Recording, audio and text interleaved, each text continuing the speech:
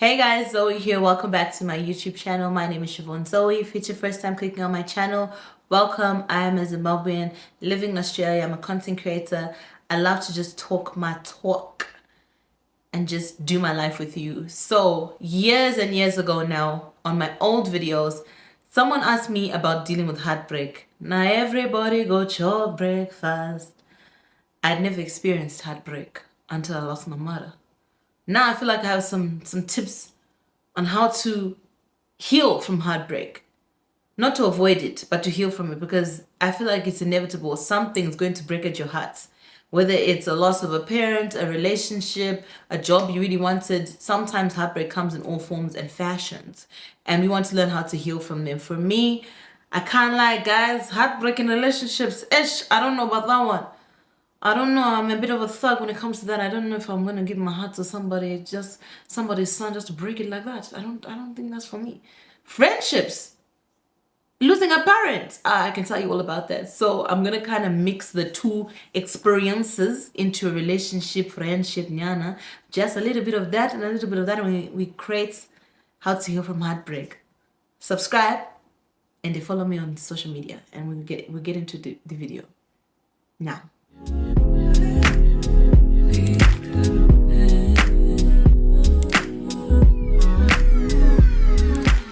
You cannot heal if you're pretending you are not broken.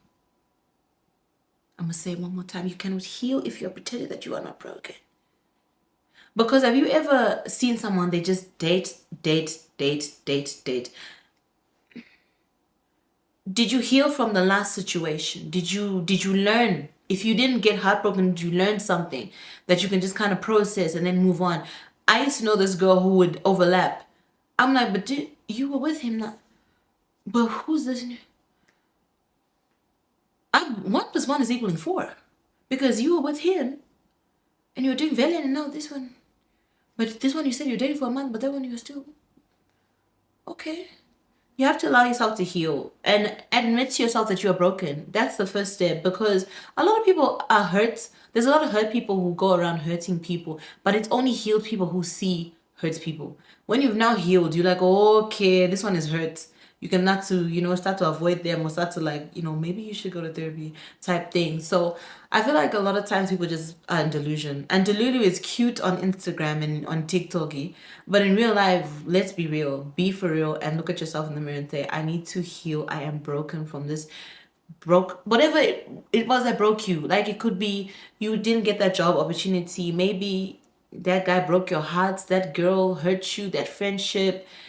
You lost a parent, you didn't get the house that you were bidding for, whatever it is that broke you, admit that you're broken, and then you can start the process of healing. Don't mourn for the desert. Moses saw more of God in the desert than he did seated up in Pharaoh's palace. Like, let's be honest, that sometimes we look at the desert and we just feel this is going to be the worst thing I'm going to go through. But that's where you'll experience God more, because the Bible says that he is close to the brokenhearted. Sometimes that brokenness that you experience, God is close to you. Like when you look at Elijah under that juniper tree, Lord, I want to take my life. I don't want to be here anymore. My son, rest and eat. That's what God told him was his prescription to that depression and ideations he was going through. So sometimes you do need to go through the desert, and that's when you experience God. I'm not saying that God has to teach us through the desert, but God will teach us the way he wants to, because he is God. God does not need to punish his children to get us closer to him. That's not how he works. He's a God of love. But if you are going to look at the desert, don't be upset when you're in the desert or in the valley, because the mountaintop is very close. And I feel like a lot of people, they just look at it like, I'm going through this, I'm depressed, I'm sad, I'm hurt. There's no way out of this. But in that place, God is closest to you, because the Lord is your strength for a reason. In that place where you're weak, he is strong. He is your very strength, your very sustenance. So I feel like a lot of times you just need to not mourn for the desert, because you'll experience the wonders of God in the desert as much as you'll experience him in the mountaintops or wherever God lifts you to. Find peace instead of revenge. Sometimes I really want to...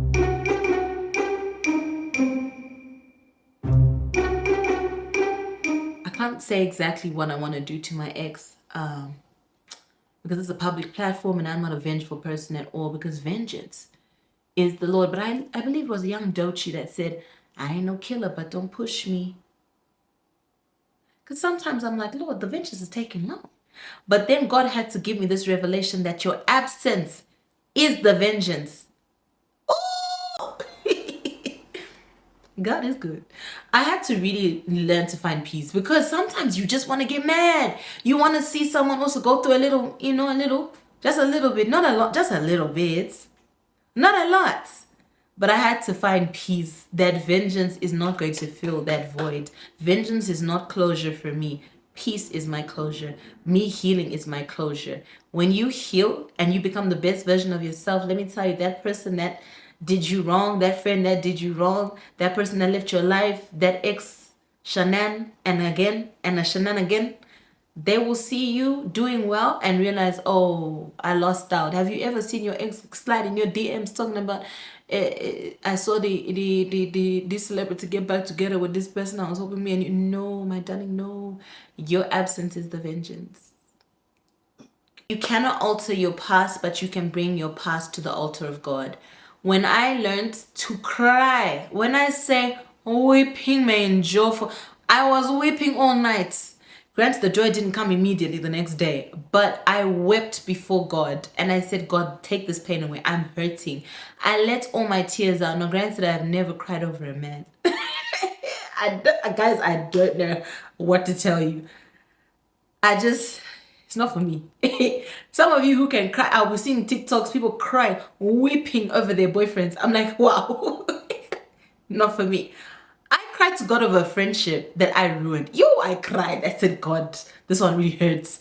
I had to learn a lot of lessons that were hard. Didn't want them.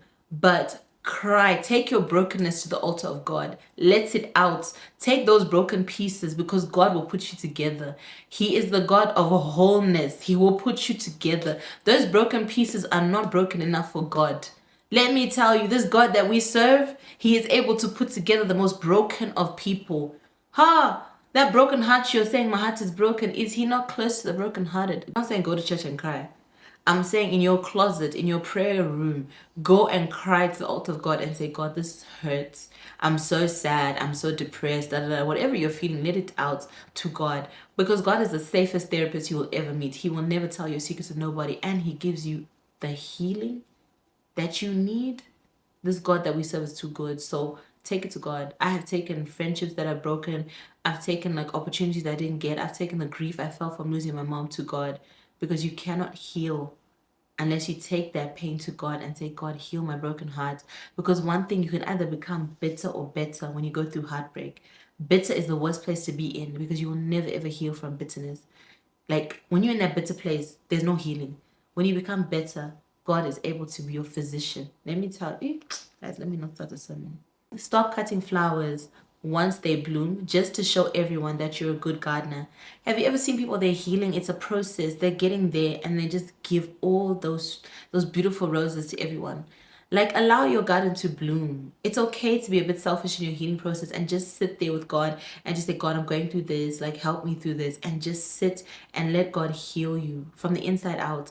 Because some people, it's the little bit of progress they have, they're instantly moving on to another friendship, another relationship, another situationship. You are not yet there, my darling. You're giving your rose away too quickly, and you're going to find yourself in the same place, broken, because you haven't learned the lessons that God needs you to learn.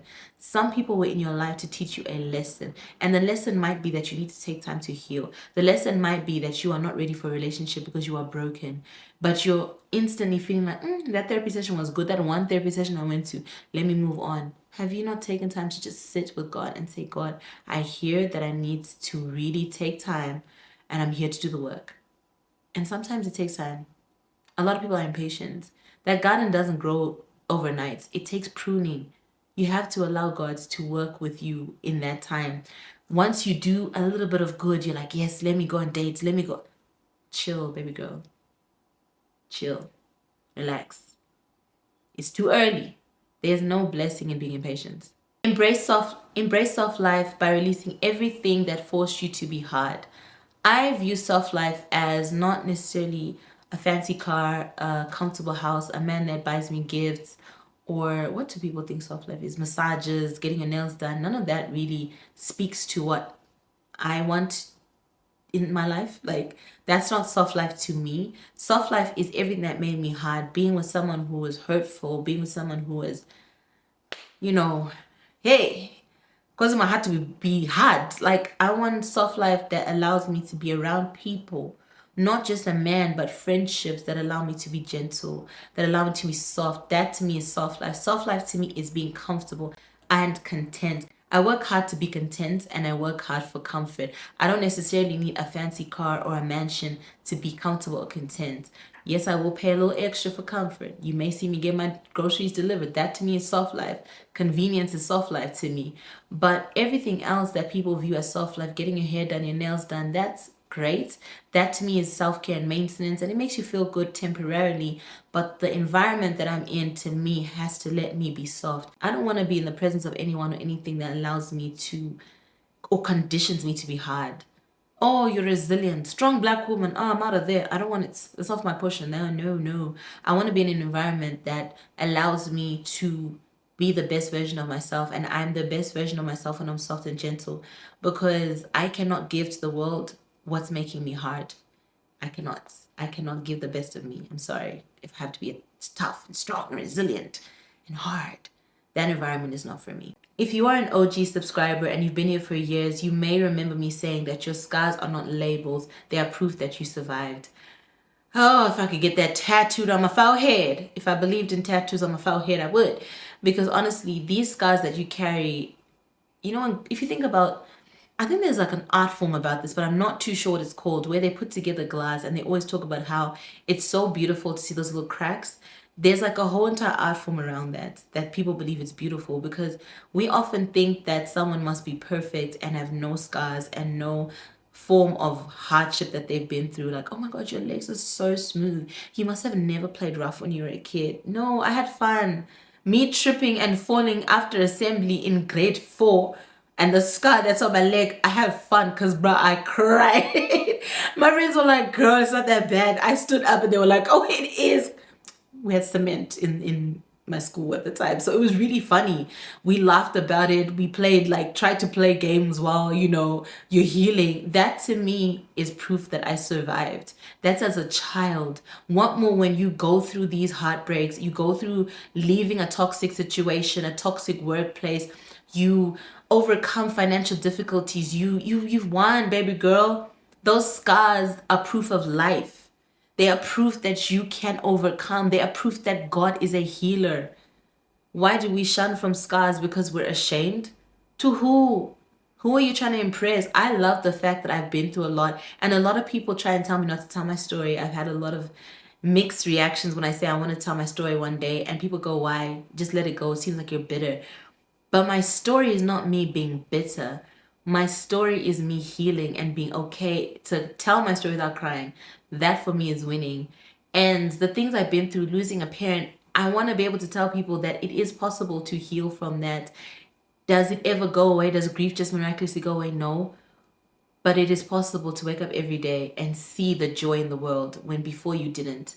And that is proof that your scars are meant to be signs of life, signs that you can survive, signs that God is a healer, signs that God is a loving God that will lift you and put you back together in front of things that broke you. That to me is more beautiful than anything else. Perfection is not for me. I'm sorry. I don't ever want to be perfect. I tried, it didn't work. For me, I want to be broken before God and allow God to put me together. And if I leave that healing with scars, I can then tell you guys that God is able to heal and put us together. That to me is more important, right? Stop loving someone that is breaking you while you're fixing them. This is such a hard one to accept, especially when you are learning that there may be an issue in your friendship relationship, or even, I guess you could even apply this to work, a toxic work environment. When you feel like you're trying to put so much effort into fixing, you're coming with a hammer and a screwdriver and you are trying to fix and put things together, you're panel beating a situation, and that person or that environment is just breaking you, it's time to leave it. It's time to walk away, because eventually you're going to be so heartbroken because you realize you kept trying to fix someone that was hell-bent on breaking you. I had to learn never ever to date someone who's insecure, because I tried to build someone who was insecure, and because I had so much confidence in myself, they were so happy breaking me down every day. They saw a strong, confident woman and they were like, I need to humble you. Do not date insecure people. Let that person heal, and when they're ready, they should date. But when you are whole and you come from a loving family, you come from a wholesome family, you're very confident, you have a lot of self-esteem, and you date someone with no self-esteem from a broken home, someone who doesn't recognize they're broken, they're going to make it their mission in life to break you. So stop loving someone that is breaking you while you are trying to fix them. It is not going to be conducive to your healing, and you're going to create a pattern of trying to go into everyone's life and fix them, and you yourself are being broken and chipped away every single time. The longer you entertain what's not for you, the longer you postpone what is. There's a Japanese proverb that says, if you get on the wrong train, immediately you realize it, get off at the next nearest station.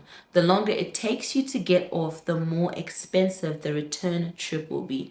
So simply, the longer you stay on the wrong train, the more expensive it is to get home. If you keep trying to entertain what's not for you, you try and force it, try and make it work where it shouldn't, where it's not going to, you are losing out on what really is for you, what God has for you. You have to learn to leave situations or environments that are not for you, because it's going to cost you more emotional health, more well-being, more mental well-being, more physical health, more time you can never get back, the longer you are entertaining an environment that is not for you, a relationship that is not for you. Leave so you can heal. Leave. I cannot stress this enough. That person is never going to change. Leave. If someone is abusing you, they are never going to change. Leave. For the love of God, because guess what? It is more important for people to be there for you during your process of healing than to be there at your burial. Some people that you think are going to say, I'm sorry, it wasn't, I didn't mean it, they are never going to change. Leave. The last bit of advice on how to heal from heartbreak I really want to give, I saw on TikTok, says, never risk the healed version of yourself for the fairy tale version of us. Never again. I'm not believing in potential anymore because potential broke my heart. Oh, child. No thanks. I want to believe people for who they are, not the fairy tale I've created in my head. When people show you who they are, believe them. This whole idea that, oh, they'll change, they'll become better. Some people will never change, and you need to accept that. And you may never know until it's too late.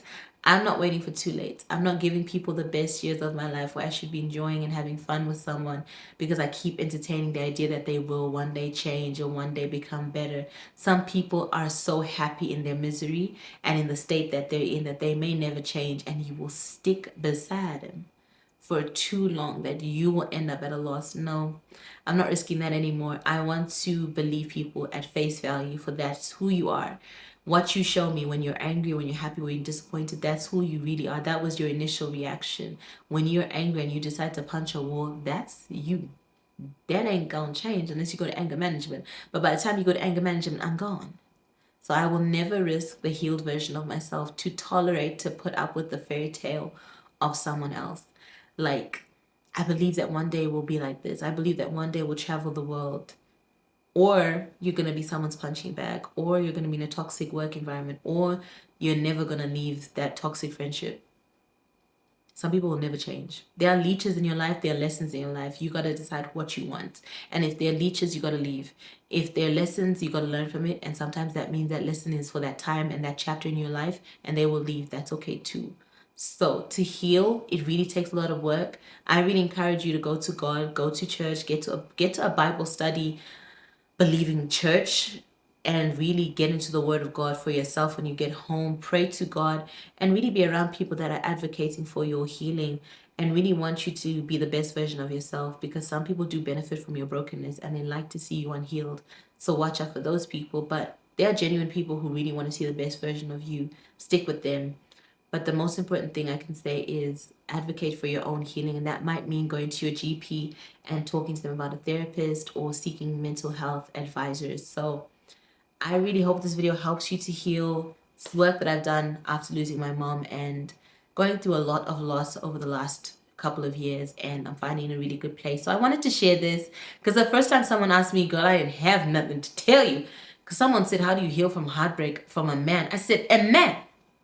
My sister, have a standard, please. I said, I'm not the person you should ask for this, because I really don't think I think a friendship, when one of my guy friends and I are no longer friends, that broke my heart because I genuinely loved that person. But everyone else, oh, my exes, I was like, okay. Bye. People were like, I'm crying over my ex. I said, ex, cry. You need? I said, not me, sorry. I just don't think I'm that person. No. But if you are, that's okay too. But it's time to heal. Guys, I actually sound psychotic. Let me stop this video before I'm snitching on myself. But please make sure you follow me on my social media at home with Siobhan Zoe, at Siobhan Zoe on most of social media platforms. There are some times where I'm the Siobhan Zoe because there's another girl with my name. That's okay. Maybe she'll delete her TikTok sometime soon. I don't know, girl. You don't post. Delete it so I can take the name back. Okay. It's okay. It's fine. We're moving on. But I hope you guys have a blessed week. I will see you in another video. Please make sure you subscribe on your way out. Bye.